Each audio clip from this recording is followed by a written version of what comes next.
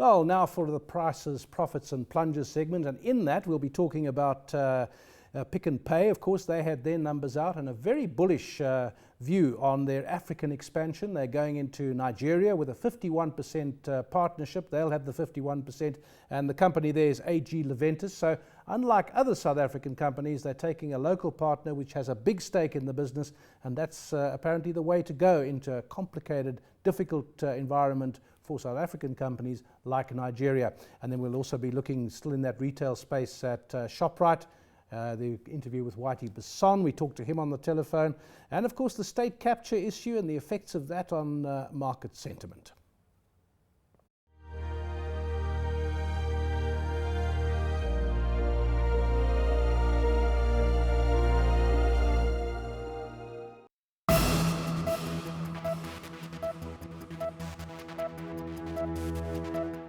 And tonight I'm joined by Singa Gunklisa from Rand Swiss to discuss prices, profits and plunges.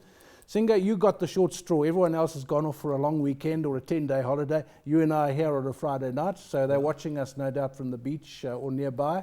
But it's always a funny week for the markets, this, because there's a day off on Wednesday, a day coming on Monday where there's no action.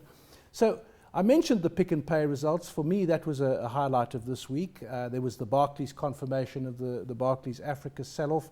The credit analyst at Standard & Poor's, Matthew Perney, talking about our bank's credit exposure.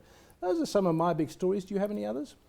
Well, yeah, I mean, it's amazing how a day stills the whole week. You know, we had the Freedom Day on Wednesday. But yeah, I think there were a few events this week. I mean, we saw Anglo American announcing a deal that they're selling, you know, one of their assets. I think that's the general trend right now in the mining space. So what you're seeing, I mean, according to, you know, a note that I saw from Investec about the mining clock, what you will probably see is a write-down of assets. Yep. And you will see a lot of mining companies trying to pay down their debt and scale back and help scale back that supply glut what we've seen, you know, in the last maybe 3-4 years. So once that happens, you will see prices stabilize. You'll see those companies start paying dividend again, and then you will see, you know, share prices start following suit on a much strength trajectory. Of course, by the time that happens, Anglo American might be a very different company, and possibly may regret getting rid of some of these things that they like, phosphates, for example, that phosphates division that they're selling off. You know, that down the line, agriculture and so on is going to be in demand.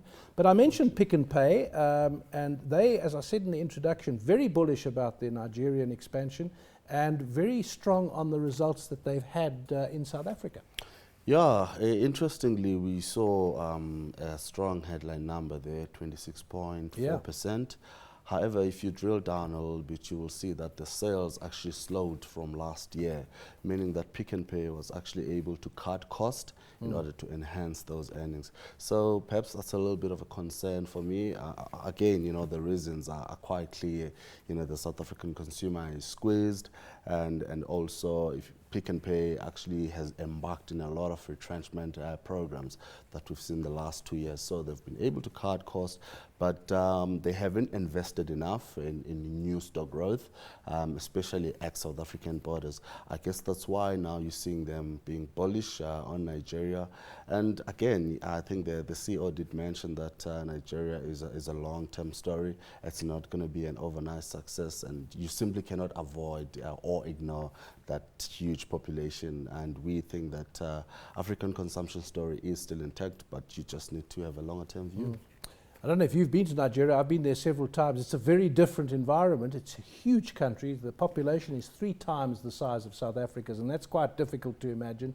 Vast country, difficult infrastructure issues. So one thinks of, for example, a Pick n Pay delivering with its centralized distribution and delivering around Gauteng, for example. Well, if you're in Lagos, the traffic is so difficult. So a South African distribution manager coming into Nigeria is going to have to rethink. It's not an easy environment, which is why this company, AG Leventis, is a substantial partner in their Nigerian operation. Absolutely. That's how you do it in foreign markets. You try and partner with a company that understands the nature of business in that jurisdiction and that already has a logistical chain in place, so that you just bolt into their processes and maybe come with your own IP to try and improve their efficiencies rather than just try and build your own thing. Yeah. Just land at the airport with a suitcase and try and open a shop. Absolutely. Well, still with the retail sector, smart shopping to prevent higher food prices impacting you. That's what you have to do. And we talked to ShopRite CEO Whitey Basson about that. To plan your basket properly, then you can get away with less than 5%, which is in times where the rand is valued a lot and the drought is on our backs. That is a fair inflation. And I think the drought will be resolved to a large extent, and then we must help farmers to get on their feet again, and then prices will normalize again, that you don't have these edge-skeeter ones like potatoes at 70-odd%. But then you shouldn't buy potatoes all the time. You should eat a bit of pasta at virtually zero or minus. Well, Whitey Basson always gives a slightly different angle. He's always upbeat where others are depressed. And his record proves it. I mean, you talked about cost cutting earlier with Pick n Pay. Boy, Whitey Basson led the way with driving costs out of the business and gaining market share. Absolutely. I mean, that business is still profitable regardless of how much cost they try to save for the benefit of the consumer. Yeah.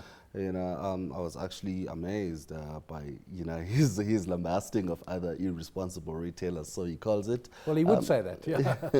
But yeah, again, you know, ShopRite, I mean, we've seen how they've built their business across the continent, how they've strengthened their infrastructure and their supply chain management. It's integrated, therefore they're able to cut on those costs. And I like the fact that Whitey Basson mentioned that there are some food baskets that should not really be impacted by the so-called drought. And also, I mean, we've seen quite a bit of rain, surprisingly, for a year that has been touted to be, you know, a dry year. So it's interesting, but I actually do like how he came out. Yeah. So things not as bad as they seem. That's beginning to swirl around a little bit. Earlier on the earlier show, Closing Bell, the Rand Merchant Bank House View talking about the interest rate cycle having peaked. And they are predicting cuts towards the end of the year, saying there are going to be no more increases. That's the first time I've heard that. But let's get on to that in the second section when we talk about the economy. Just talking also about the listed companies, there was a big report out from Matthew Perney, who is credit analyst at Standard & Poor's, on the exposure of South Africa's banking sector to credit. Well, there's a few things. Obviously, the slower economy you've mentioned, but obviously you've got to include the impact of interest rates, the impact of inflation, which is particularly placing pressure on the household sector. And the households is the point of vulnerability for the banks from a credit loss point of view, in my opinion. Then you've also got to overlay the regulatory changes and what that's pushing through in changes of the funding book. And you've got to look at probably less profitable operations from the continent over kind of the longer term, 1 or 2 years, or despite the... Well, Matthew, there, that report from S&P, and today analysts are saying that report has had some influence on investor perceptions because the banks were down by about 2.6% today. And the experts have been saying banks are exposed to the African growth story slowing down. They're exposed to slowing consumer growth in South Africa, although we don't always see what people are predicting. So what about this banking sector in the light of this report? David, I mean, that's not a new story, to be honest. I said earlier that the banks know how much they're exposed and investors know. There's lots of data on this. So I'm not sure why this report should suddenly have an impact. I guess, you know, the market is sort of looking for a catalyst somewhere, somehow. There's just been lack of it, I think, during this whole week.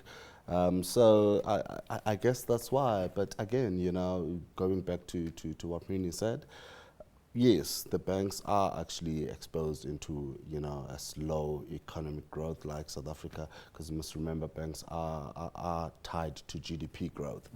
So what the key drivers of the banking industry is really loans and advances, And we've seen from 2011 that trend actually drawing below trend.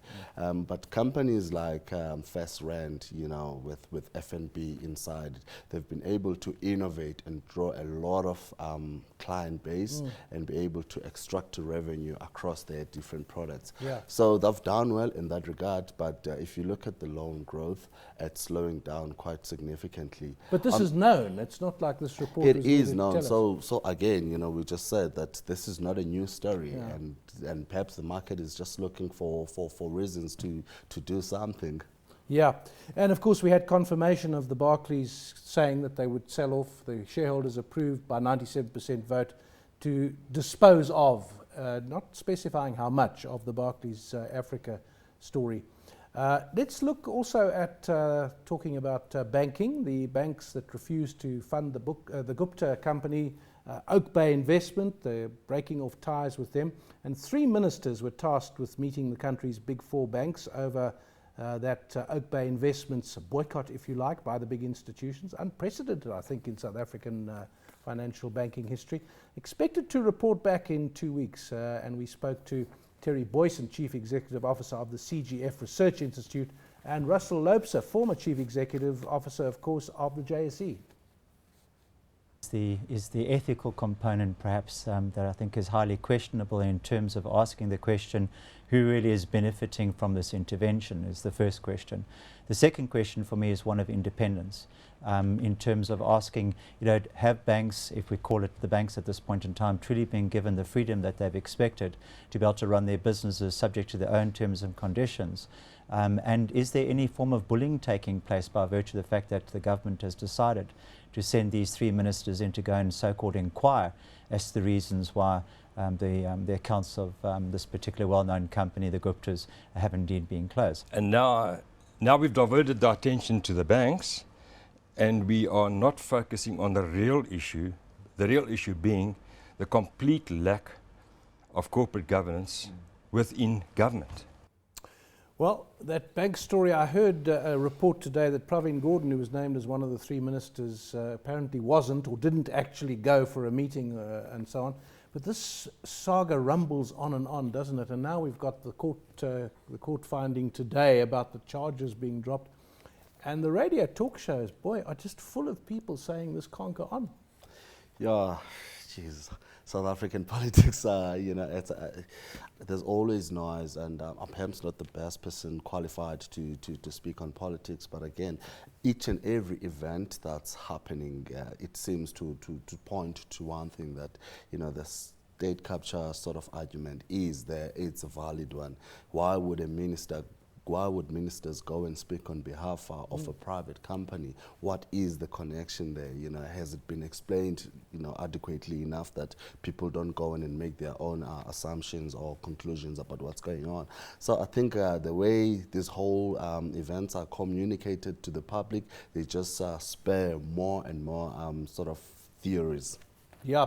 And of course, it comes back to the Deputy Minister of Finance making that statement. So absolutely, someone's lying there, and if the Deputy Minister of Finance, that statement has not been denied by anyone, and it just... Yeah, absolutely. I mean, you know, to be offered a role as a finance minister by somebody who's not in government, where that's a role of the president, you know, there's obviously smoke there, and with the smoke there's fire, and there's, as you say, no one has come out and denied, and it would have been, you know, blatantly bold for Mcebisi Jonas to come out and lie to the public. I mean, to take a risk like that, it was not going to happen. Exactly. Yeah, if he was not telling the truth. It would have been very easy, in a sense, to keep quiet.